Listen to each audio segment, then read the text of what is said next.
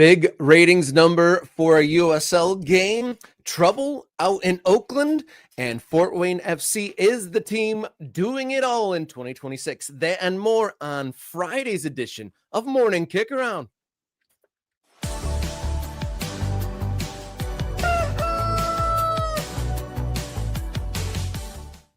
Hello and welcome to the show that's the map of the ever-changing American soccer landscape. How you doing? My name's Robert Kerr, director of media and play-by-play commentator for my local team.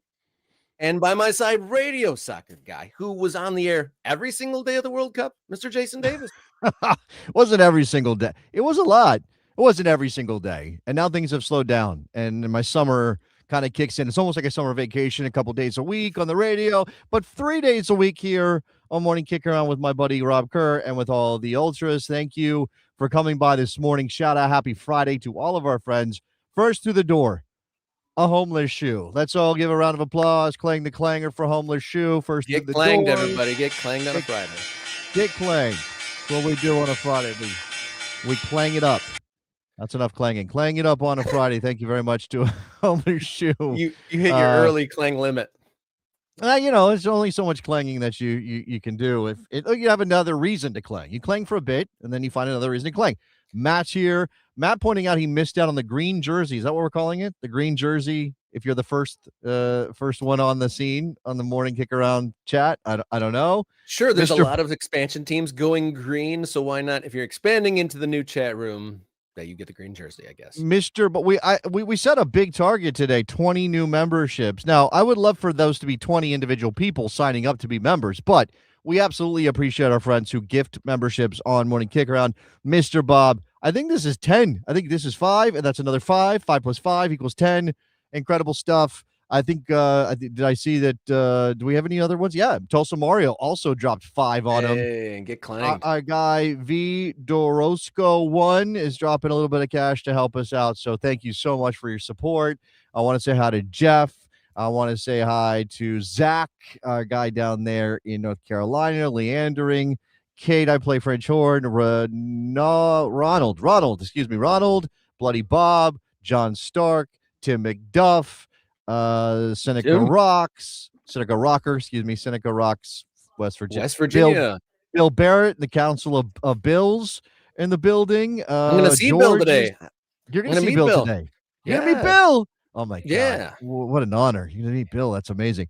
Armando is here. Let's see. I'm jealous. I really am. Cool Will, Soccer Night in Detroit. I missed you. Okay. Incredible stuff. Thank you so much for all your support. As the Ultras arrive, we will certainly shout you out. It is incredible how much support this show has earned and gained, and how you guys have helped us grow over the last. I think we're almost at 2 years, Rob. Like we're approaching 2 years of this thing.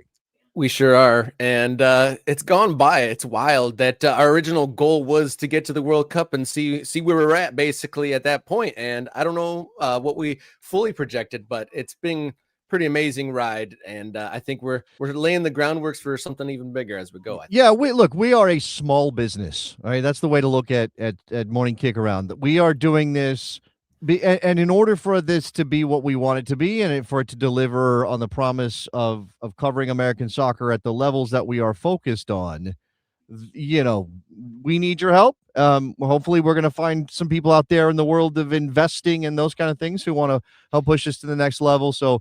We're always looking for sponsors. We're always looking for partners. We're always looking for people who want to make things together. So if you know anybody or you are somebody like that, reach out. Hit us up. morningkickaround@gmail.com and other places. Yeah, remember that morningkickaround@gmail.com. And I'm a remiss, actually guy. And the reason I was kind of digging deep, trying to find some sort of a reason to call it a green jersey for the first comment of the day is because I'm pretty sure, Matt, that the sprint leader, the Tour de France, wears the yellow jersey. Maybe that's just the overall, and maybe a stage winner gets the green. I don't know. I think a stage winner gets a green, and then the overall leader wears the yellow. I think that's right, Rob. I think you've cracked the code on cycling. So yeah. Well, we've got tons of news, and much of it assisted by the Morning Kickaround Discord server threads. through the USL and otherwise. I'm one of the perks of becoming a member. So Morning Kickaround Discord server, if you accept those memberships, that's one of the perks you now have access to, in addition to getting on screen and getting bonus content. But Oakland Roots, the stuff going on out there, USL numbers for a game last weekend, new stadium talks out in the Northwest. Plus, we have a guest from Fort Wayne. And then if we have enough time, we're going to dot the map at the end of the show. So let's get to it. You ready to start the show? I'm ready. Let's go. All right, let's go with Friday's edition of Morning Kickaround. Let's do it.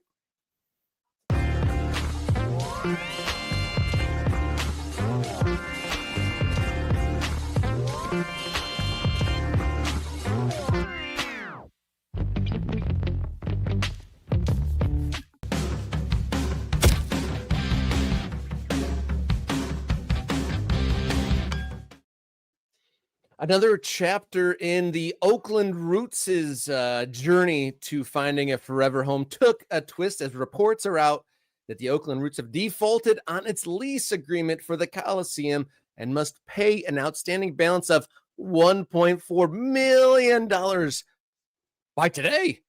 Oh, my goodness.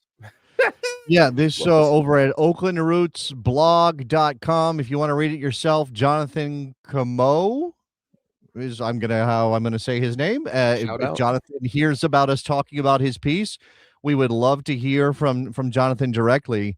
But the details in here, look, I think this reads a lot scarier than it might actually be, Rob. I don't know. So I don't want to get into this panic mode of, oh my God, the Roots are in trouble, right? But it doesn't sound good that they have an outstanding balance of $1.4 million that is due today on their lease on the Oakland Coliseum. Now, we know the Oakland Coliseum is a very imperfect soccer venue. It's a giant football/baseball stadium that is currently unoccupied because everybody left Oakland, right? We know that the Raiders they went to Vegas. You got the A's now playing in Sacramento as they wait for their Vegas stadium to be built.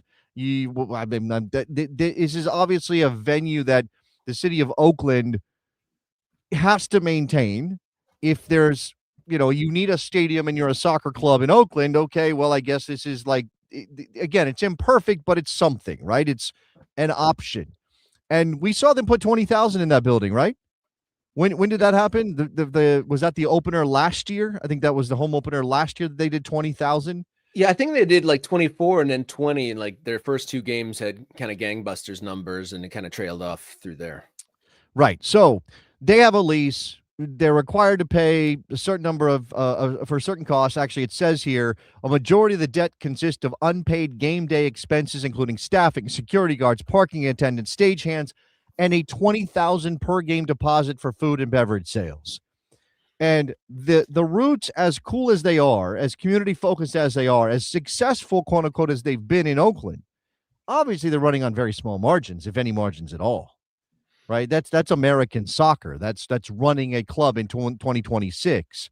In fact, the club has limited their attendance for tomorrow's game against Sacramento Republic, which will be a rivalry match in Northern California, to 7,000 because they have a rent increase, I think, if they go bigger than that, right? The rent goes up the more fans they have in the building because there's more operation costs, more security. You have to operate more bathrooms. You have to have more concession stands. You have to have all those things. So we think, oh, get 20,000, 30,000, 50,000. It's a huge building. Why don't you just fill it up for your rivalry game? And the Roots are like, whoa, dude, the ticket sales do not offset our costs here.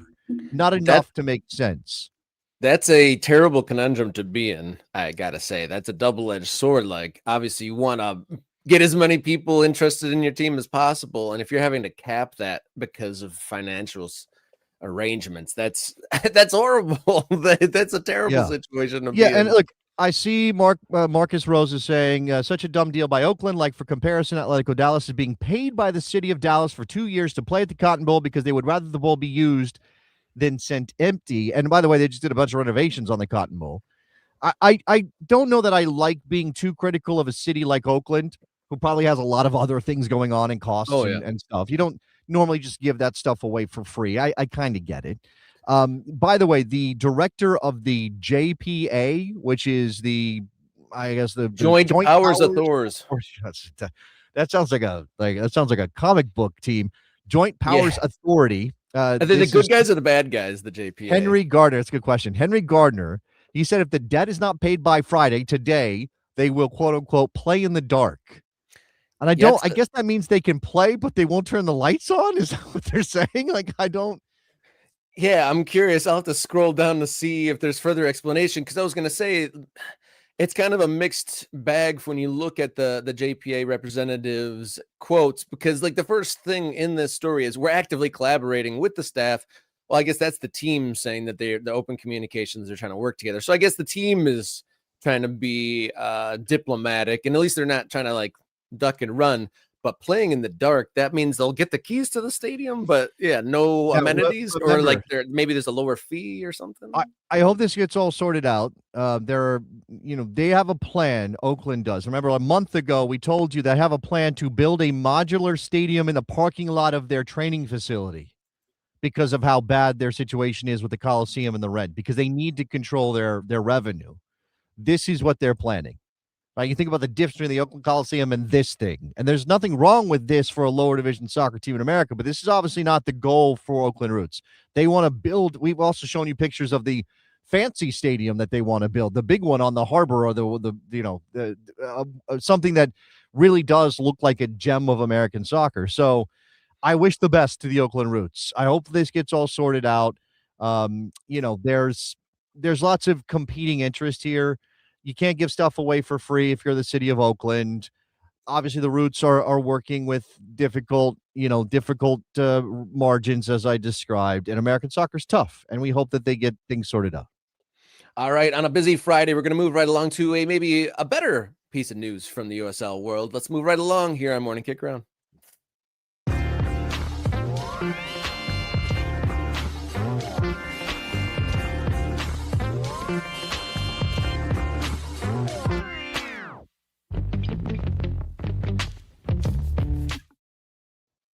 In good news for ratings fans, the matchup last weekend in the USL Championship between the Pittsburgh Riverhounds and Louisville City FC was the second highest rated match in USL history, a high water mark. Do you think this is a World Cup bump, or maybe some good press building up to it so people knew it was on TV? I don't know. It's a good question. You've got two fairly large marquee kind of clubs in Pittsburgh and Louisville City. I just think, there is a lot of initial interest in sort of comparing this to, say, MLS numbers. Fans of USL want to say, hey, look at us. People like our league better because our numbers, even though we're second division, are comparable to MLS numbers on linear television. Obviously, MLS also has a Apple deal, and what those numbers are, et cetera, et cetera. I don't know that we need to be comparing or fighting internally over like, oh, my league's better, your league is, your league is single entity, and that sucks. Yeah. And like, this is just the further evidence that the sport of soccer has an audience in America, right? And if you do something that is intriguing, if you're running a professional competition and you put on it at all a decent product, people are going to pay attention to it, right? 453,000 viewers is not a crazy amount of people, but for USL, for a league whose the average attendance in USL is what, 5,000, something like that, right? A league that has many clubs playing in baseball stadiums and in minor league baseball venues. And obviously we just talked about Oakland Roots playing in Oakland Coliseum and having to pay $1.4 million in rent. Like, this is still a league that is getting its feet underneath it. And for them to have this crowd, this viewership is good. Now, again, what it means sort of long-term, I couldn't tell you, but let's just kind of take it for what it is and be happy about it. Yeah, no doubt. So there's definitely, like you're saying, people are looking out for it and tuning in, and that's a good context to put on it. Like, the average attendance is between 5,000 and 10,000, and nearly 500,000 people were tuning in from elsewhere. That's significant if you put it in context like that. And there's a thirst for it. And it's interesting that it comes at the time it does in the middle of the regular season. Granted, you have to keep in mind, like, World Cup just ended. Maybe some people have their eye out for some domestic football. I mean, we've tracked it that USL News and USL Premier speculation videos we did a year ago have seen a spike in attention. So there is some new interest in what's going on in USL, and we have our own internal data on that. The number one rated game, if anyone has got that coming to mind, was the 2024 USL Championship game between Rhode Island FC and Colorado Springs. And a caveat that I see pointed out on Beyond the 90 is that the USL games air on a lot of channels that are not Nielsen rated. So there is an outside chance that one on the CBS Sports Network or other platforms that USL has been on, there is a chance that there was a bigger number than that. But this coming on CBS, the main CBS, it's look, it makes you question. The more availability, surprise. the higher the number likely is. And of course, CBS is the best reach that the USL can get. So and note that people are coming back to antennas and realizing they have free domestic televisions as well. There's more people tune in to regular terrestrial TV than maybe a year or two ago. I mean, I don't. Yeah, I don't have data on that. I'll trust you on that, Rob. I just think this is accessible, right? It's accessible. It's on CBS, and people tune to CBS for other things. What was the time slot for this game? Because actually, that's a great question. I know that championship game in 2024 that you talked about between Rhode Island and Colorado happened in Colorado, and it was like an early kickoff out in Colorado. It was like a noon kickoff Eastern. Might have even been like I think it was 11 local. So you're right. I think that was a noon kickoff, which is on a Saturday in the late fall. That's prime American football time.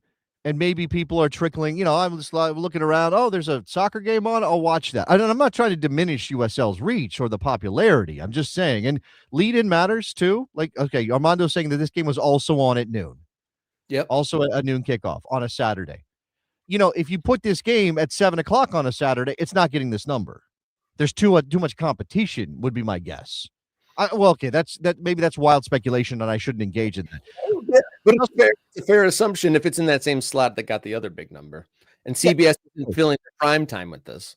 It's also worth pointing out that if this is 453,000 at noon on a Saturday East Coast time, then that's 9 a.m. West Coast time, and probably not a lot of people are checking it out. So you might get a bigger number if it's pushed later in the afternoon. I don't know. The bottom line is the water level is rising. Right? The water level is rising for everybody. And maybe that is a World Cup bump, and maybe that is a lead-in thing. Who knows? But it's also something USL can point to. Right? And again, Major League Soccer is going to be coming up against a new television deal with a new commissioner. We're going to see what that, because whatever the USL is trying to do, MLS is going to set the marketplace. MLS is going to be the ones who kind of lead the way in terms of domestic television rights for soccer, for men's outdoor soccer, and then everything else comes in behind that. USL is still in a place where they will take anything for the television rights. Anything. $1.50, put us on primetime CBS or in the middle of the day on CBS on a Saturday? Absolutely, we'll take it. I mean, remember, in the early days, MLS was paying for airtime on some of these networks. That is flipped over for MLS. And USL is still in that place of, okay, let's keep growing this thing and getting more people interested. And obviously in a place like Pittsburgh, that's their team. Hopefully they're watching. In a place like Louisville, that's their team. Hopefully they're watching. It's not necessarily important that this is a national league. It's important that those fans in those cities are watching in numbers enough to justify USL getting paid decently for their television rights.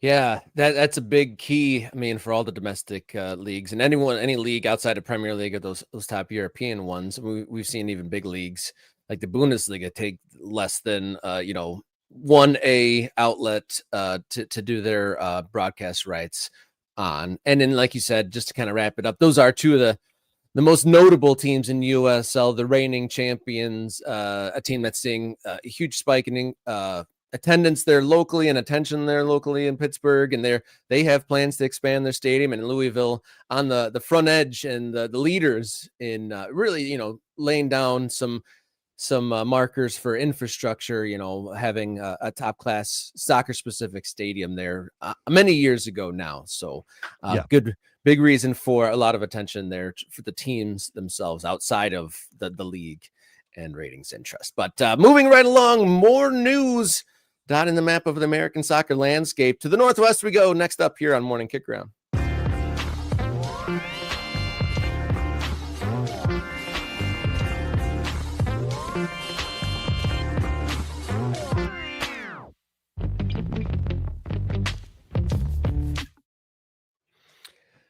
Some stadium news coming out here in Everett, Washington, to the north of Seattle.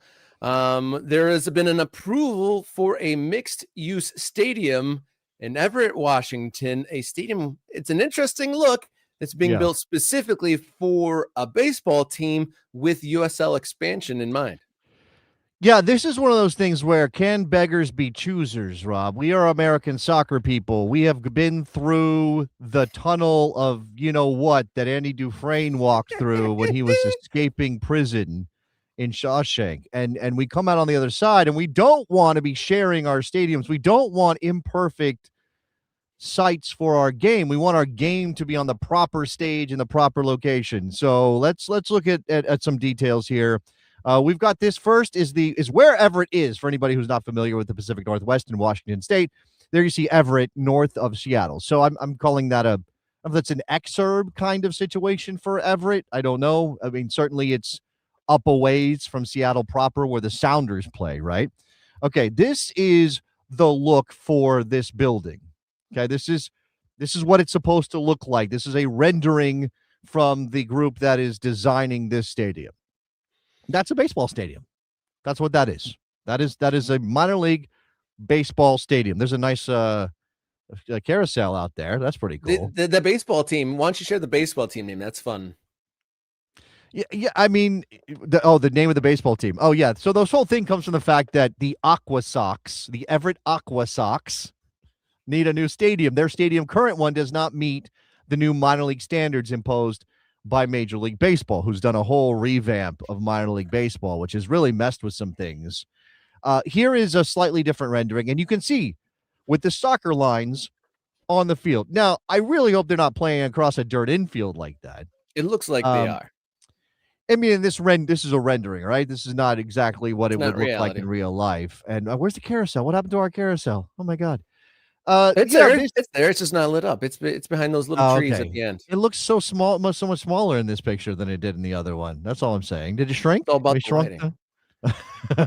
I gotta say though, we looked at the map and it's in quite a unique location between the mountains, the forest, and the water there.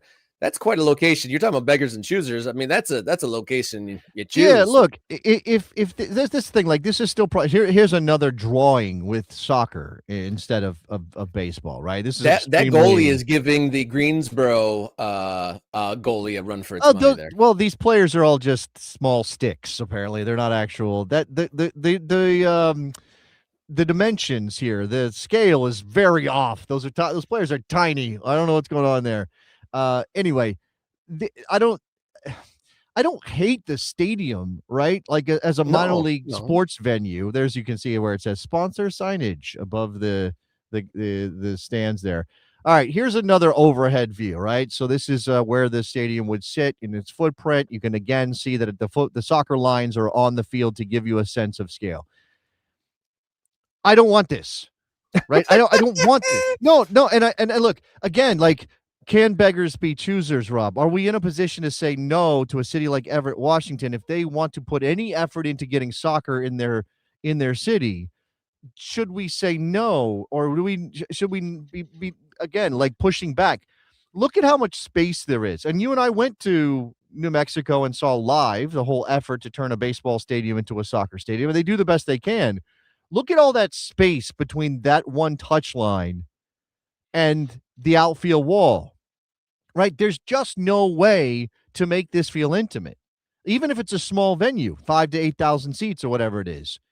You have fans along one sideline, you have fans behind a goal, you've got whatever this at the bottom there, you can see there's some like that weird rectangle shape-ish thing. You've got that other end. Like, this does look very much like what we saw at Isotopes Park, right?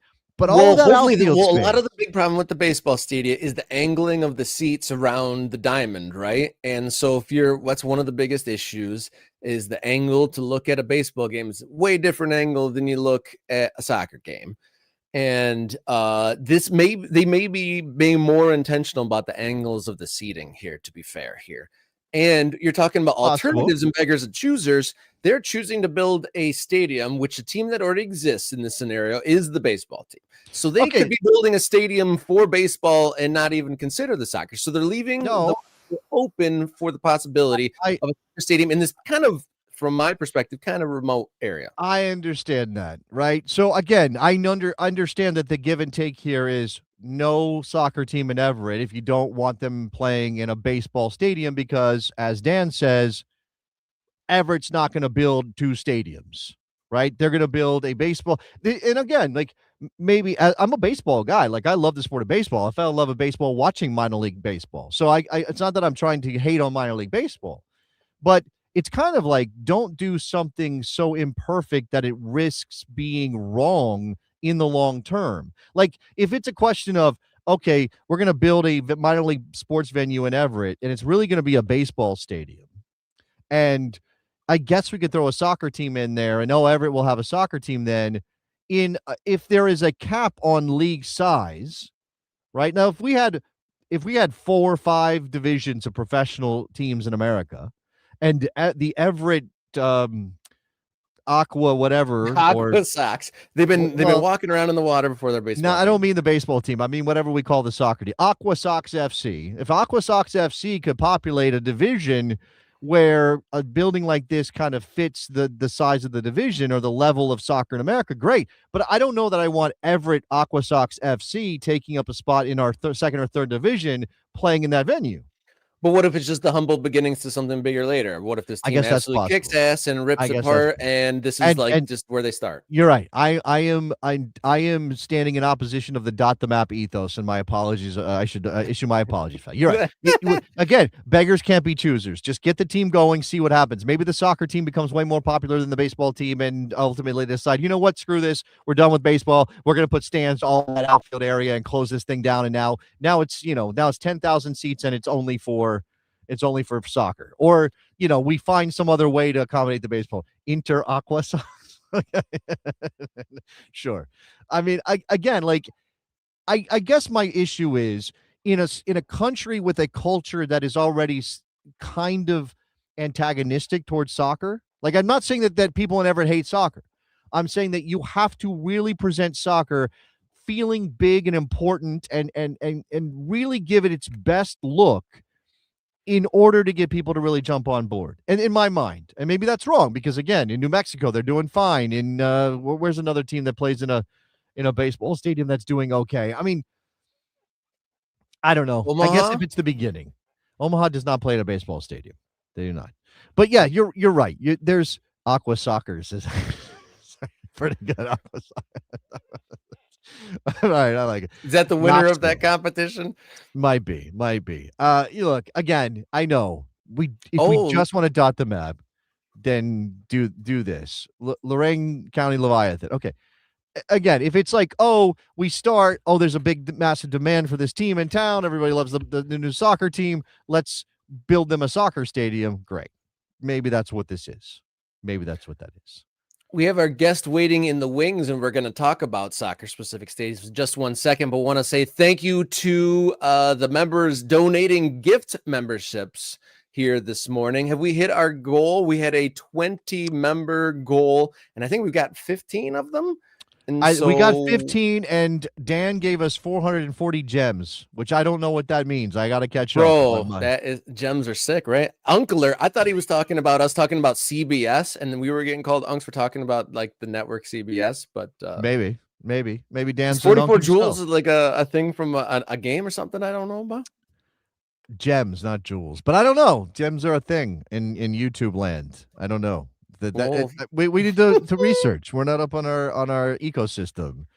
Big thanks to everything that you are donating in whatever format that Yeah. is. Appreciate Yeah. it. And if you don't even have $1 dues, hit the like button, hit the share button, or just tell a friend about Morning Kickaround. Dad, I didn't say anything about your age. We can be, I'm an unk. What are you talking about? I'm an unk age. We're all unks. You're my age. I mean, I'm old. So, yeah. Okay. All right. Well, fair enough. Fair enough.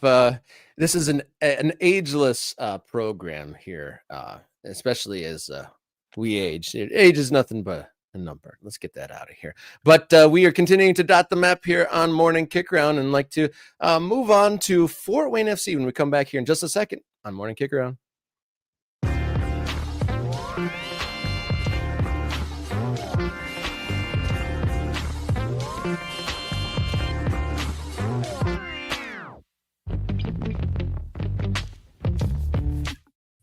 All right, we're checking in on the team that's absolutely doing it all in 2026, going pro, building a squad, and building a stadium all at the same time.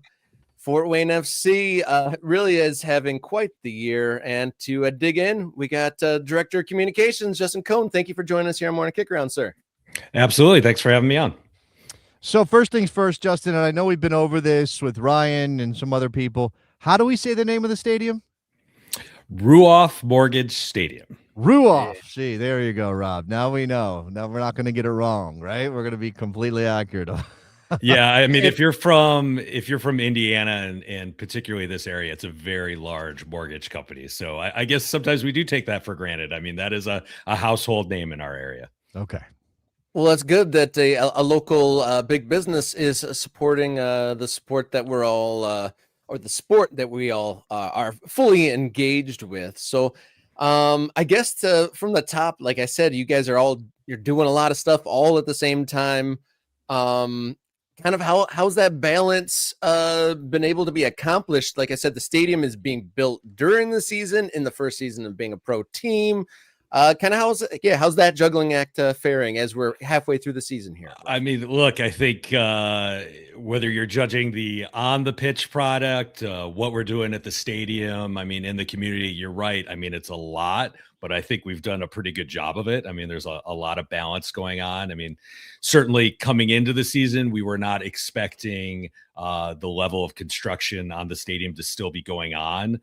We were thrown a lot of wrenches throughout last fall and throughout last winter that we don't need to get into, but Mother Nature was one of the big ones that didn't play along. So we've had to do some things on the fly here, and the fans have been incredibly understanding in that the stadium readiness wasn't exactly where we wanted it when we opened in May.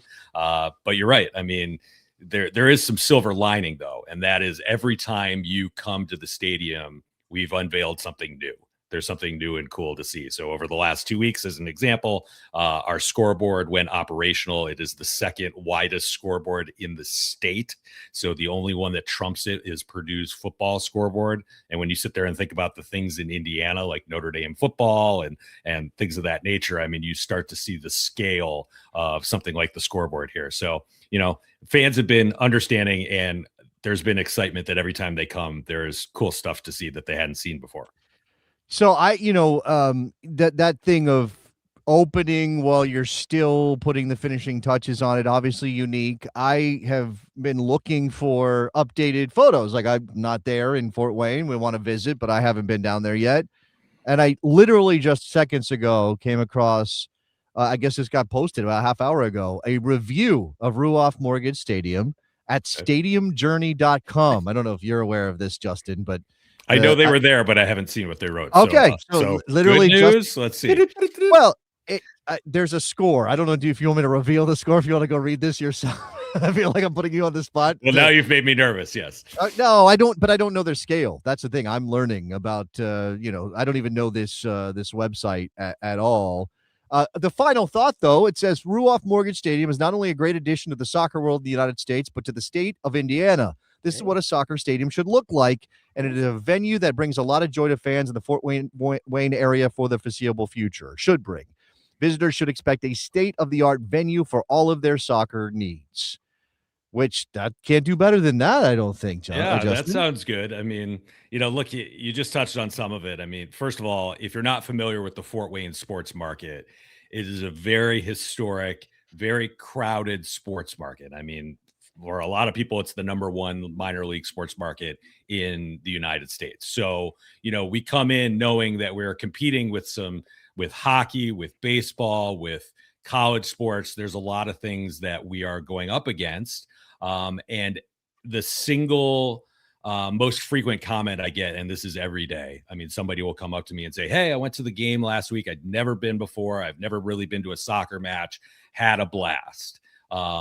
Looking forward to going back again. I mean, that's what we're looking for. And, in terms of your review there, and then what I heard you guys just talk about, I mean, this is a soccer specific stadium, not built for baseball or some other sport. This was built for soccer, built by people who know soccer, people like DeMarcus Beasley giving input. This is how we want the pitch to be. This is when we want it water. This is the type of caliber of performance we want from this field. Okay. And then you have people around it very passionate about soccer. And, another thing that we like to remind people, privately funded, not 1 cent of public money was used on this. So, there are people that sometimes will be scanning through their social media and they'll see this and maybe not be soccer fans and sometimes roll their eyes, oh, our money going for a sport. And then we remind them that this didn't cost you a cent. This was us. And that changes, I think, the philosophy for a lot of people when they go in. There's not politics involved. They're just seeing something new for the first time and having a great time and hopefully coming back. A privately funded stadium might be clang-worthy here on Morning Kickaround. I mean, we don't often put that in for guests, but I was going to say, have we ever claimed a guest before, Rob? I don't think so. I think this is a precedent setter because we definitely, all have our. There we go. Getting clang for Fort Wayne's Ruoff Stadium, right? I think we Ruoff Mortgage Stadium. I mean, the owner of the team, that's where his he Ruoff Mortgage was his business. Okay. So, but there is a division between Ruoff Mortgage, the company, and why would they put naming rights on the stadium? They made a conscious business decision. For instance, they also sponsored the Music Center, which is down by Indianapolis. So, I mean, they made a conscious decision to say, look, this is the largest outdoor venue in Northeast Indiana. This is not, it's soccer specific, but we're going to have concerts, other events, things like that. You're on ESPN, you're on ESPN2. I mean, there's a lot of great reasons for the mortgage company to come to a naming rights agreement. But it wasn't just, this was the owner's company, I'm going to slap my name on it. Like, that was not it. We went to a lot of businesses and discussed with them. So in terms of completion, I mean, you mentioned the scoreboard. I showed a picture of that, second largest in Indiana. What percentage wise, how far along is the stadium compared to actual 100%? Where everything is done, all the fixtures are in, and we feel great about this. Yeah, I mean, I can't give you an exact date, but we're very close. I mean, if I were to put a percentage on it, and I'm not totally in the know of all of the construction factors, but I would probably put it at about 85%. There's some things that are not as public facing that we're still working on. Like, one of the big ones might be the locker room. There are some club areas that we're still working on, but for most of the fans, we're very close to being there, and a lot of it is just touching things up and getting some, things like club rooms and back of the scoreboard so that there's advertising, things of that nature. But, we're very close, and, everybody's been very patient and understanding to the situation here, which is great. It's great that you've gotten that kind of earnest patience and understanding there. That's important because it could be perceived in a couple different ways. And then, but I have kind of a club building question here, because you're in the club is in a unique position of going from a summer amateur club, rebranding and coming out as a professional club. And so kind of, I guess, like the 1A question is, I guess, what part of the journey did you join in on, and kind of what has been that transition and like the staff buildup been like in this kind of unique situation? Yeah. So I started in January of 2025. So, a little over a year and a half ago, and there were several staff members like me that started around then. So we knew where this was going. Like, we knew the club was going to be moving up. It was shortly after I started. That's when we made the announcement we were going to USL 1. We knew the stadium had already been announced. So, we had to staff up a little bit at that point and brought in a lot of people who had various experiences in this market. I mean, I came from the newspaper. I had covered NFL and hockey and a bunch of sports here. Our COO was running the hockey team here. We have people that were with the basketball team and the baseball team and the Coliseum. So, we're all very experienced in this market. And, there was a lot of, like you said, I mean, there was a lot of anticipation, but a lot of moving pieces to it all. The good thing is we had a very good, passionate fan base. Our supporters group, very passionate, had been very involved for years at USL League 2. We were playing at a fine facility that was a local college, very good NAIA facility. So, we had a lot of pieces in place, but, you do have to sort of refine things and decide, are we going to make massive changes as we go to the pros? And so we obviously landed with a lot of massive changes, including colors and logo and refining some things. And, that there are some obstacles when you do that, because people are used to certain things. They're used to the blue and white colors for, back to 2019, really.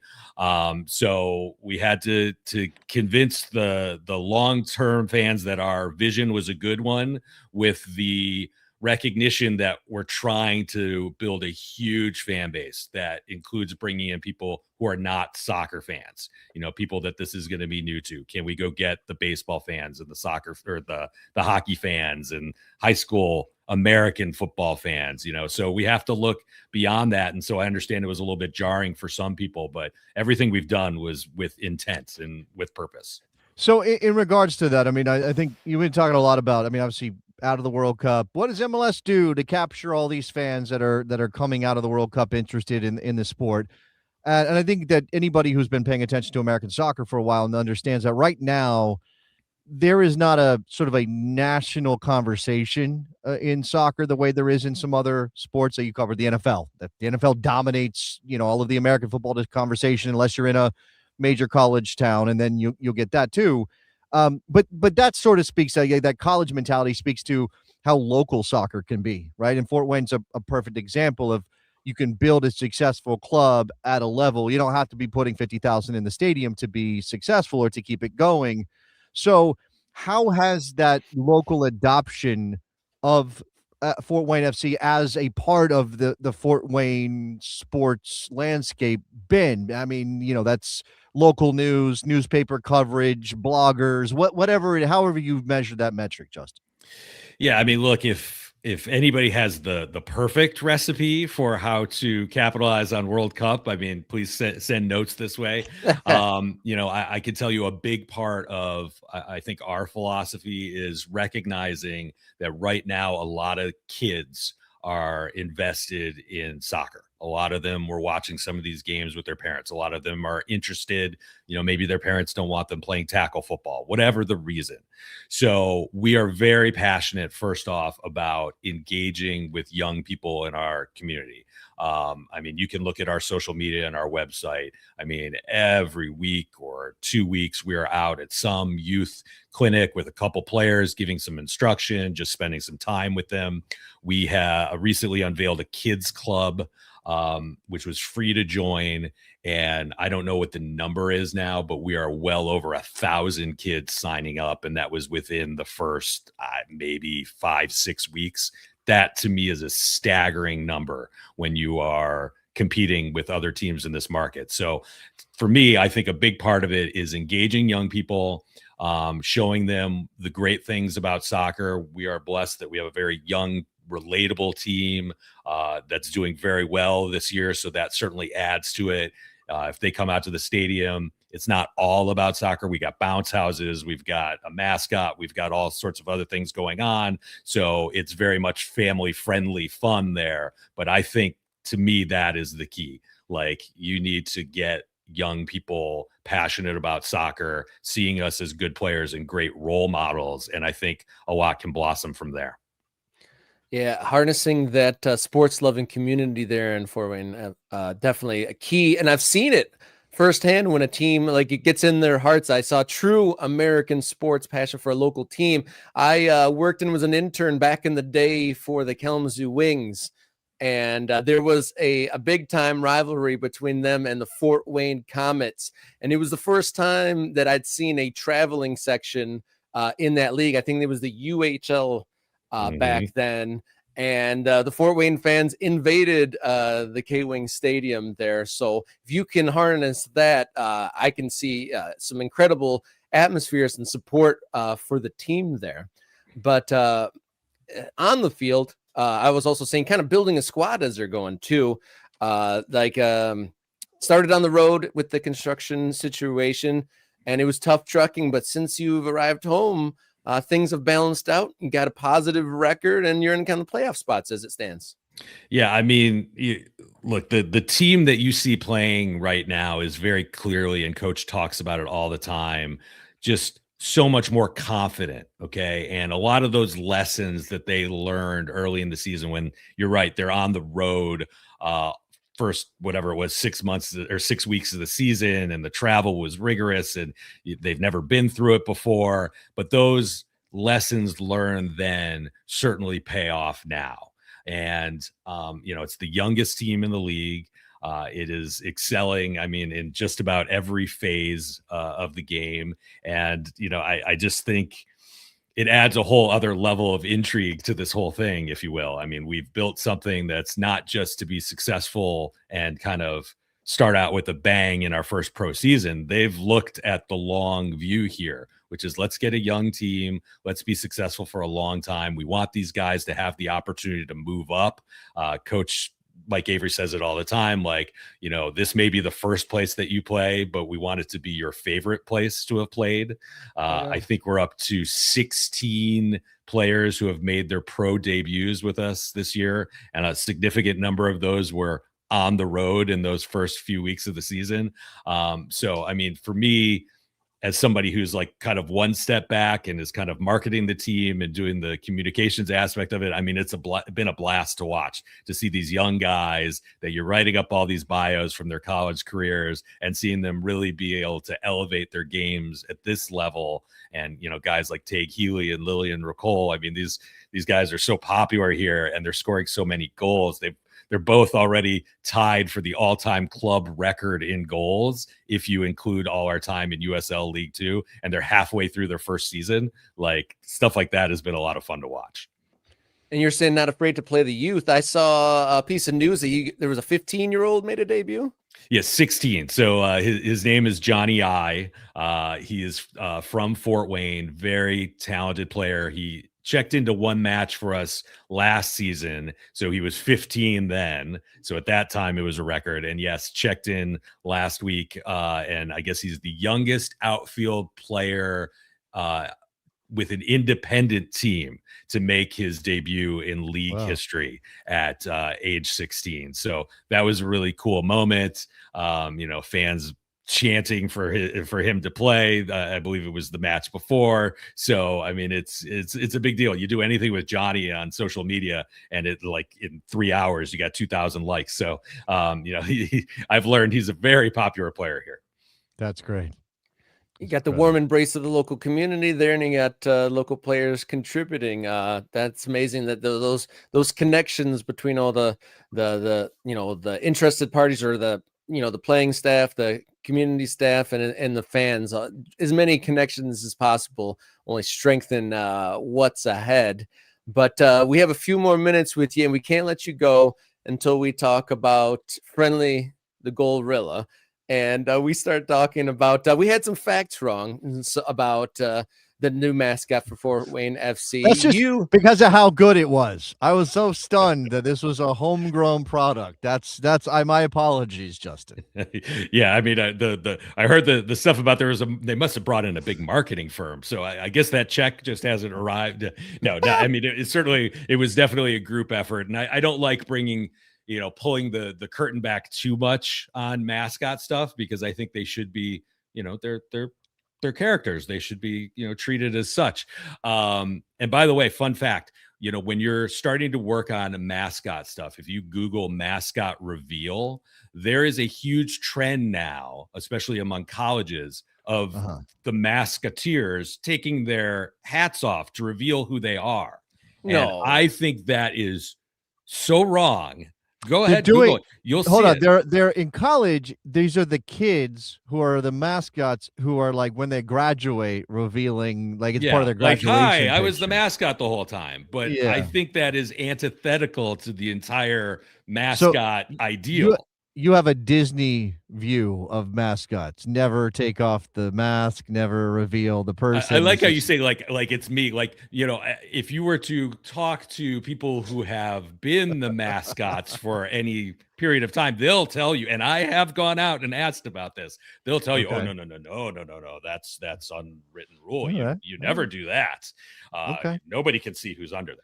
So anyway, I know that's a little tangent, but yes. So Gorilla is Gorilla and nothing. There's no, this is not a superhero situation. Yes. We're not going to see. Okay. I got it. Okay. Correct. Right. But no, Friendly the Gorilla was something we're very excited about. Again, circles back to kids and engaging kids and making what we're doing, get to Ruoff Mortgage Stadium. You're going to have fun, even if you're not focused 100% of the time on the match. There's going to be other stuff to do, and so I think that is an important component of that. Having in Fort Wayne, I've mentioned, hockey team has a nationally famous mascot.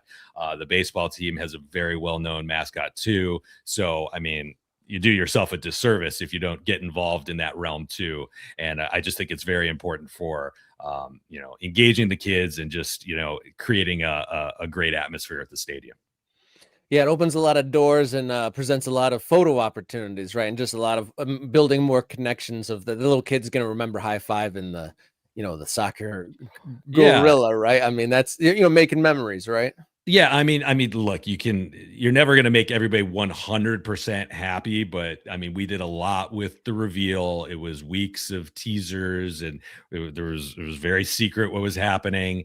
I would say the response has been like overwhelmingly positive, probably 96%. I mean, we got pictures of little kids all around with stuffed animals and things like that. They're very into it. So, I know it's maybe a little bit different than what people were expecting, but that's kind of the goal. I mean, you want people something new and different and something they haven't seen before, something that another team isn't already doing. And that was really the goal with the Gorilla. And I think it's been an overwhelming success so far.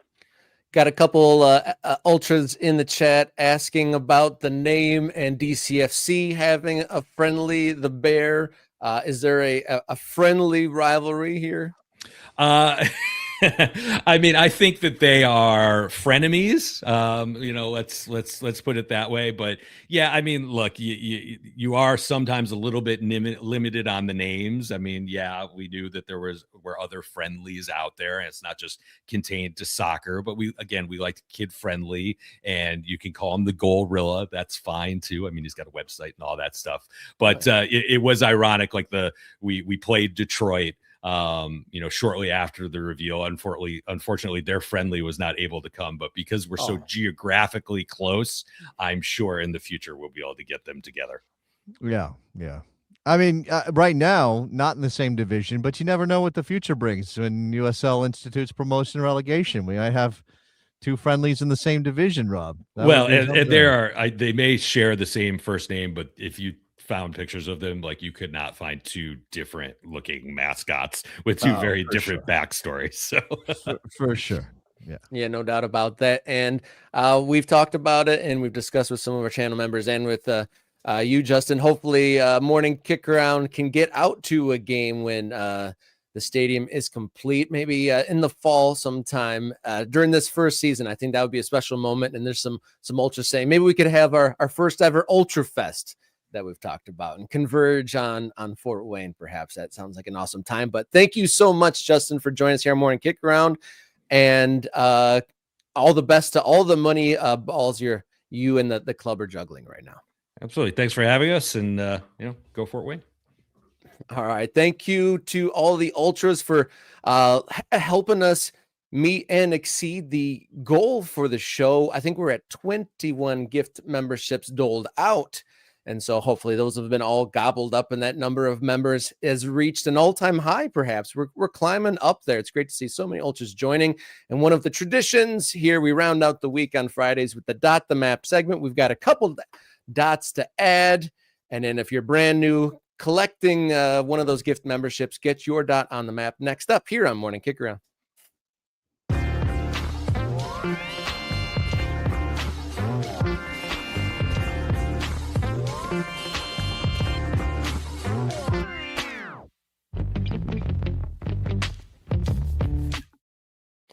Welcome back, Morning Kickaround. It's end of the week time on a Friday on Morning Kickaround, and so it's time to dot the map. Like I said just a moment ago, if you just gobbled up one of the 21 gift memberships that were made available by the generosity of the members, put your location in the comments and we'll dot them. But we have a few from the Morning Kickaround Discord channel. I'm going to start off with sports guy Corey. He is out in Baltimore County, Maryland. Baltimore County, Maryland. I know where that is. Let me just bring up the map. Give me a second, Rob, as I work out the sharing of my screen. Let's see where we got. Corey's got quite a few teams listed on his preferred teams as well. Okay, so here's our map. This is obviously the Google Earth version. As you can see, there all our dots. I think I can only view in Google Earth, so I have to go back to the regular version. It does look cool. Actually, now I'm realizing I gotta figure out how to go back to the regular version. I'll just do it this way. You're just giving time for the brand new MK Ultras to put their location in the channel. Right. Okay. So Baltimore County, Maryland, and what was our new friend's name? Our new Ultra's name? Sports guy Corey. Okay. So this is just gonna go right here between Cockeysville and Reisterstown. Okay. Sports guy Corey. Yep. Sports guy Corey, like that, Corey, Rob? That's the one. Yep. And he likes the UMBC Retrievers. Oh, the Retrievers. Yes. The University of Maryland, Baltimore County is what that is, Rob. I don't know if you knew that. I believe that team has been deep in the College Cup playoffs in the past. I don't know if they've ever won a college soccer championship. I might be wrong about that, but I'm pretty sure they have a decent soccer program there at UMBC. Continue, please. He's also a fan of Christos FC. Okay, we know one of the starlets of the Open Cup early rounds. Yeah, that's 10 years ago now, isn't it? That's why I still remember all those fluorescent shirts storming down the hill. Yeah, when they scored against DC United. Yeah, and then he also likes Ristozi, Ristozi, a team I am not familiar with. I'm often never heard of Ristozi. Where's Ristozi? Yeah, someone Google that while we add it to the map. He also likes AC Milan and both the men's and women's national teams. They're going to go on the same line, those two national teams. Okay, all right, awesome. Sports guy Corey in Baltimore County, Maryland. All right, perfect. Just up the road from me. They're filling up the Mid-Atlantic region with our Ultras. All right, we're going to stay in that same general area. Paul W89 in Garner City, North Carolina.